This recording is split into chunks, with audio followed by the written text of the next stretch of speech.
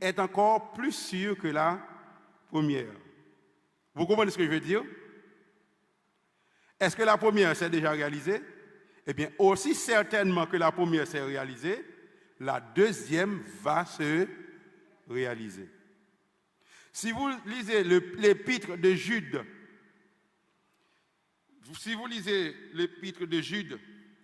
je vais vous lire un verset, le verset 14. Probablement que vous avez déjà lu plusieurs fois. Jude, le verset 14, comme c'est un seul chapitre, donc je n'ai pas précisé de chapitre, c'est un seul chapitre. Mais écoutez ce que Jude dit au verset 14. C'est aussi pour eux qu'Enoch, le septième depuis Adam, le septième patriarche, si vous comptez à partir d'Adam, a prophétisé en ces termes. Voici, le Seigneur est venu avec ses saintes myriades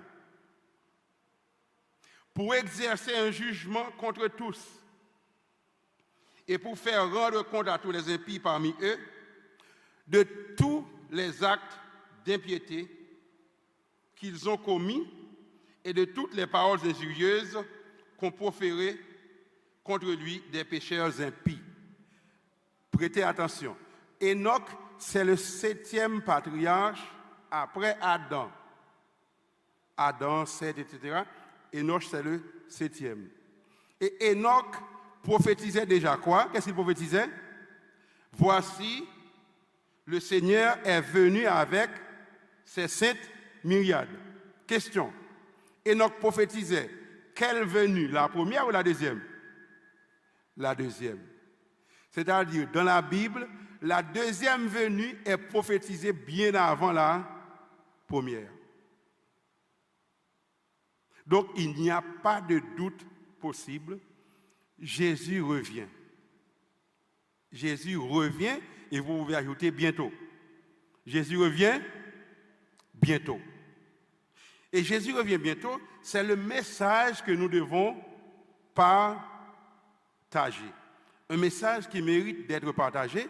Ce message, c'est que Jésus revient bientôt. Il revient pour faire quoi?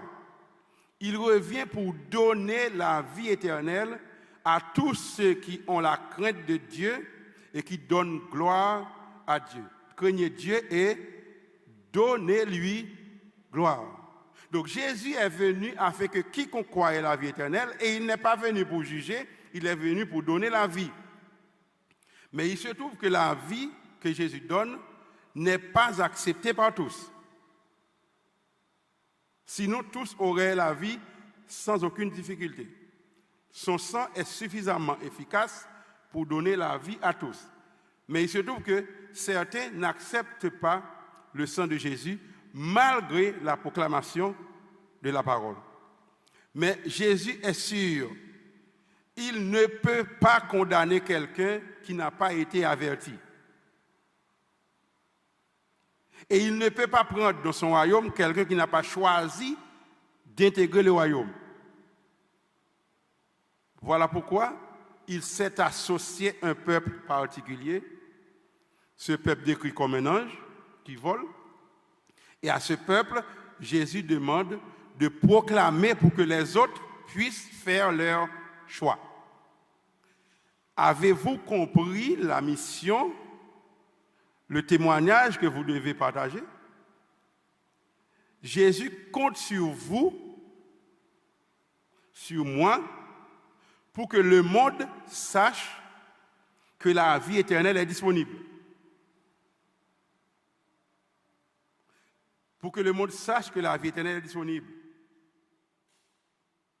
Donc il nous demande de proclamer le message. Le message dit, vous devez avoir la crainte de Dieu, c'est-à-dire, vous devez vivre selon les commandements de Dieu.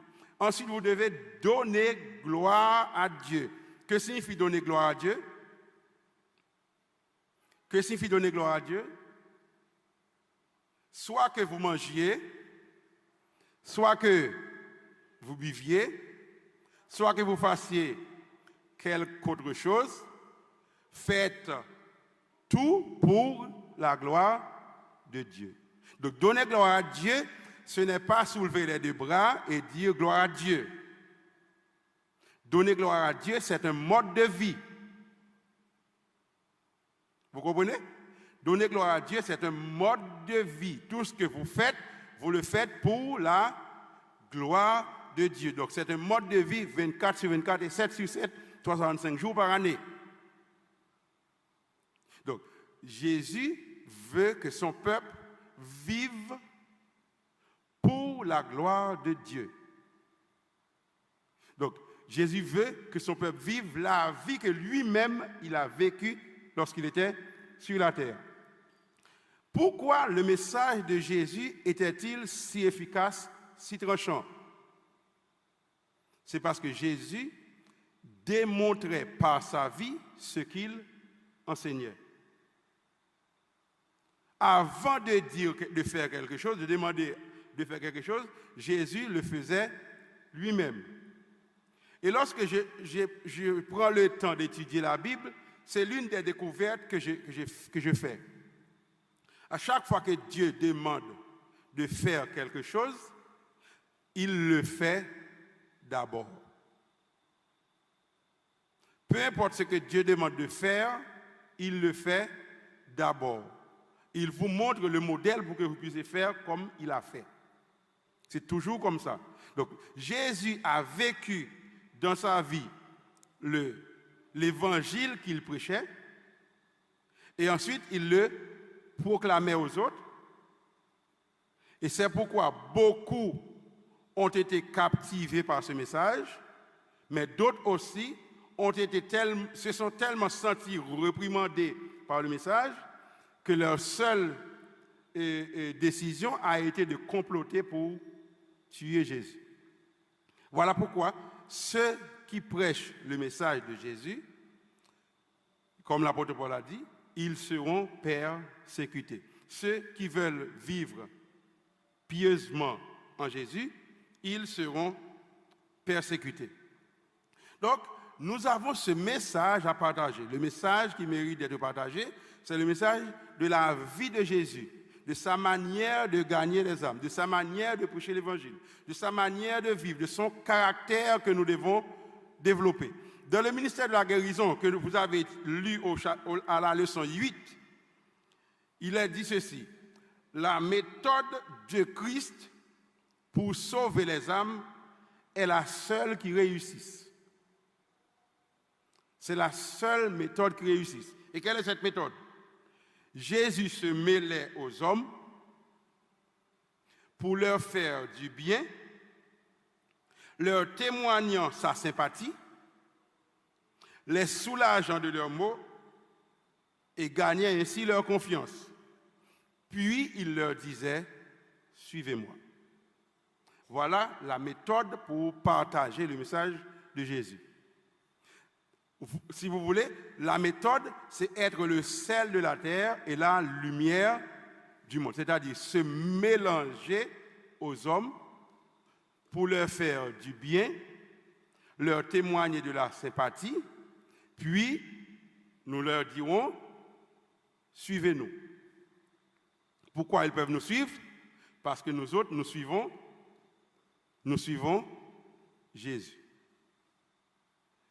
Mais j'ai déjà remarqué que certaines personnes qui connaissent la citation que je viens de lire l'interprètent à leur manière.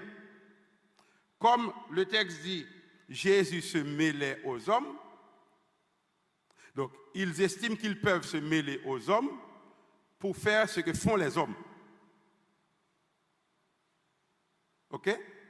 Donc ils peuvent se mêler aux hommes pour faire ce que font les hommes. Donc ils peuvent adopter les valeurs du monde, ils peuvent véhiculer les mêmes valeurs que le monde, ils peuvent adopter les coutumes du monde parce que Jésus se mêlait aux hommes. Mais Jésus se mêlait aux hommes, mais Jésus n'était jamais confondu avec les hommes. Il était tellement différent des hommes qu'il pouvait dire aux hommes: suivez-moi.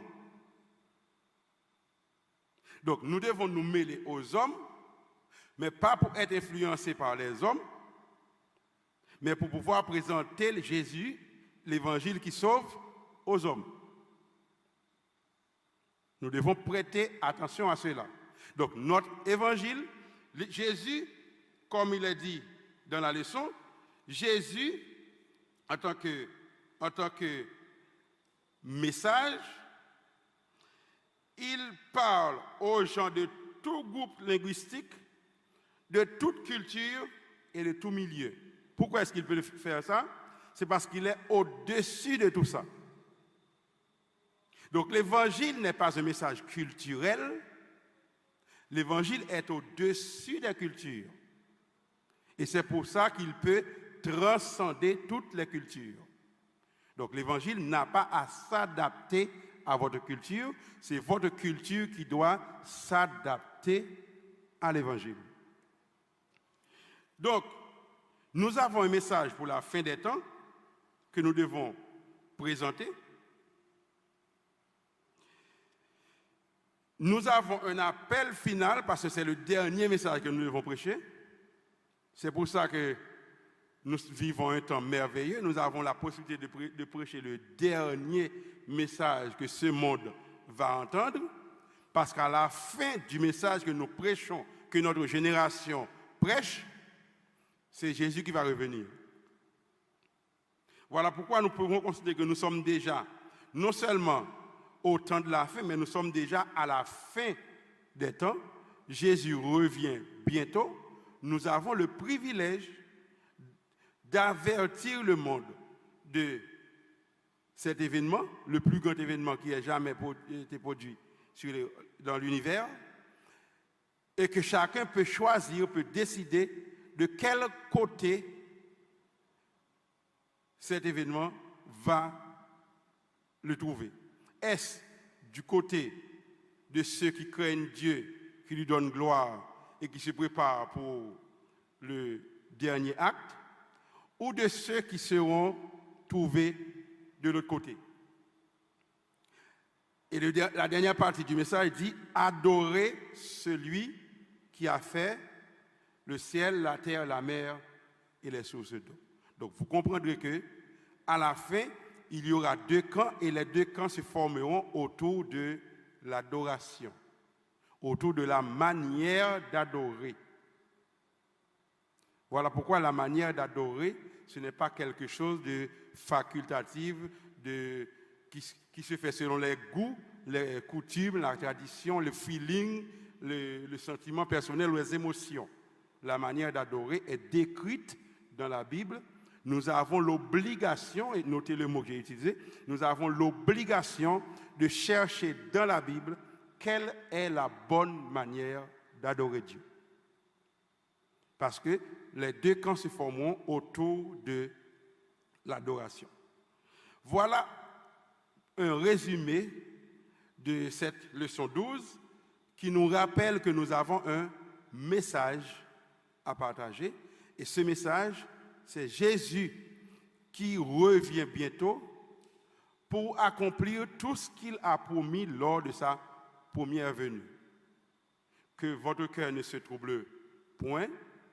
Il y a plusieurs demeures dans la maison de mon Père. Je vais vous préparer une place. Ensuite, je reviendrai et je vous prendrai avec moi. Voilà le message. Nous avons la possibilité de nous faire des amis pour Dieu, comme il est intitulé dans le guide d'études. Nous avons la joie de participer à la mission de Dieu. Nous devons comprendre que cette mission n'est pas la nôtre. C'est une possibilité, c'est un honneur qui nous est offert de participer à cette mission qui est la mission de Dieu, la mission de sauver des âmes et d'avertir le monde. Que nous soyons fidèles à cette mission et que Jésus lui-même nous donne la grâce d'être présent à son retour, à ses côtés, pour l'acclamer comme roi des rois et Seigneur des seigneurs. Que l'Éternel vous bénisse. Amen.